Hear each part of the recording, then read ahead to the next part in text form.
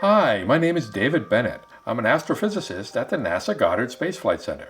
Today, we're going to discuss how we can find planets thousands of light years from Earth using a method called gravitational microlensing, which is a form of gravitational lensing. We really need to understand planets and planetary systems in the biggest, most comprehensive way, how they're distributed throughout our galaxy, even possibly other galaxies. And microlensing is actually the best technique for doing this. It's a new way of finding planets orbiting stars.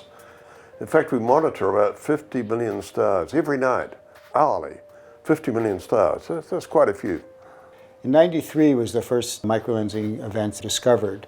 And most people who were not in microlensing collaborations just thought the idea was nuts. But it's happening in 1 in a million stars. So if you have two stars lined up, the foreground star brightens up the light from the background star. It acts like a magnifying glass. And Einstein was the man who predicted this. Yeah, he said that light is bent by the gravitational field, and the foreground star has a gravitational field, and that bends the light as it's passing by, and so in fact it acts as a lens and it magnifies the light. And then we use this to actually find planets orbiting the lens star, because if there is a planet orbiting that foreground star, it'll act as a sort of an imperfection in the lens. And instead of getting a perfect image, we get a slightly distorted image. And we look for those distortions. Hi, I'm Virginie Battista, a researcher at the Institute of Astrophysics in Paris. I'm going to present a way to discover planets outside of our solar system, thousands of light years away from us, with a technique called microlensing, which is a form of gravitational lensing. Gravitational lensing is a physical phenomenon that occurs when a massive body bends the light rays coming from a source with respect to the observer. It is natural then to call this massive object that bends the light a gravitational lens. If it is composed of compact bodies, such as stars, planets, or even black holes, then we call it microlensing instead of lensing. We're all familiar with the lens of an ordinary magnifying glass.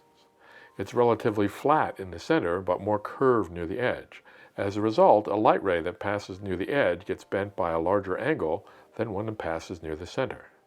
This design allows a magnifying glass to focus light from a distant source to a point, known as a focal point.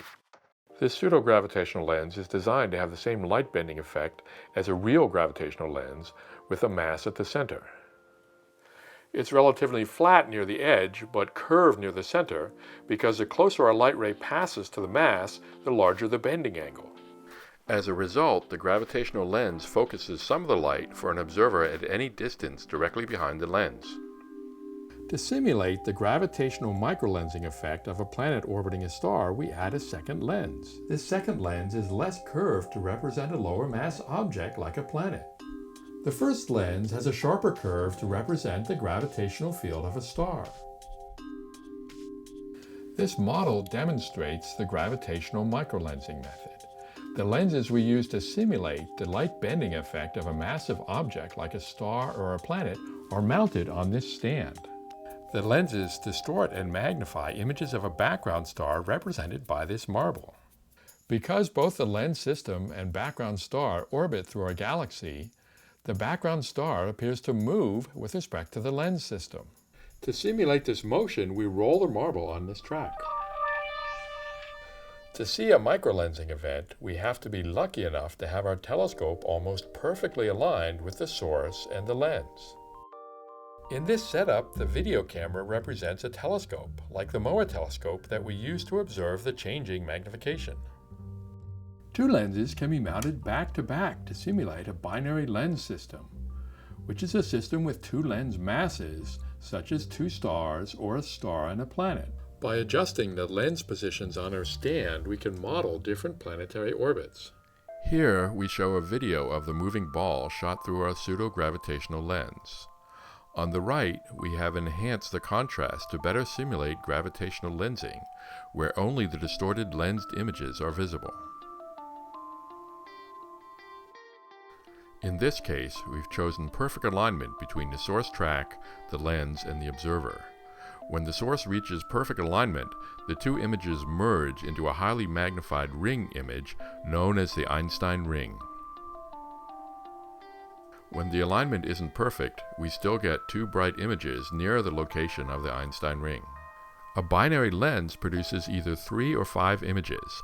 At low magnification, there's one bright image near the source star and 2 faint images near the lens masses. But with a binary lens, the number of images can change. 2 new images can be created. This often results in a large increase in total brightness. In this case, the alignment between the source and lens star is not so good, so there was low magnification due to the star. But one of the images passes close to the lower mass planet, which results in 4 bright images surrounding the planet. Thus far, we've shown what gravitational lensing by stars and planets looks like. But in realistic cases, the separation of the images is so small that it can't be observed by any telescope, including the Hubble and Webb space telescopes. Instead, we see these images blurred together. We call this microlensing, and we are able to determine the exact lensing configuration by studying how the total brightness changes with time.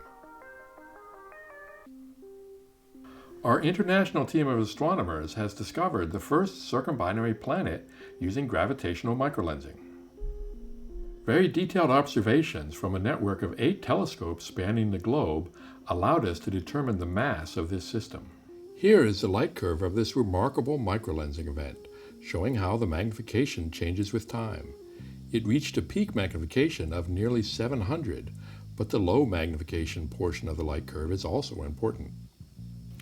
Telescopes in Chile and New Zealand measured a long-term asymmetry in the light curve due to the orbital motion of the Earth. There were also subtle differences in the light curve peak, seen from different observatories.